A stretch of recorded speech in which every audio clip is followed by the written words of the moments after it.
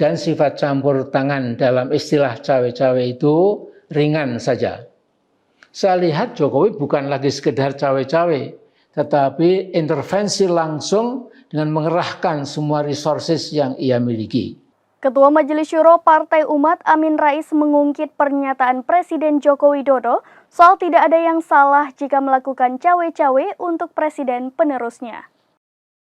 Menurut Amin Rais dalam video yang diunggah di YouTube Amin Rais Official pada Jumat 2 Juni 2023, cawe-cawe yang dilakukan Jokowi merupakan logika tanpa etika.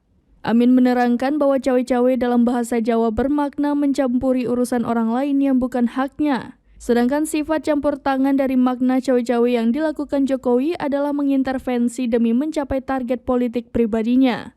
Ia pun menyebut Jokowi paling tidak punya dua target dalam upaya cawe-cawenya. Pertama, Jokowi ingin melindungi keselamatan diri dan keluarga serta para kemeratnya agar tak terjangkau hukum setelah lengser dari jabatan kepala negara. Sehingga menurut Amin, Jokowi berupaya mencari presiden yang memungkinkan bisa melindungi dirinya dan para sekutunya dari jeratan hukum selepas lengser. Kedua, supaya kebijakan politik dijadikan Indonesia subordinate Beijing tetap diteruskan.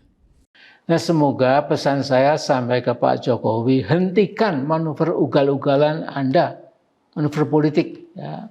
Kalau Anda tidak menghentikan manuver politik Anda yang ugal-ugalan itu, saya khawatir Anda bisa terjungkal di tengah jalan. Demikian informasi terkini Syeda Rolon. Saksikan terus berita lainnya di kanal YouTube Serambi News, website dan Facebook serambinews.com.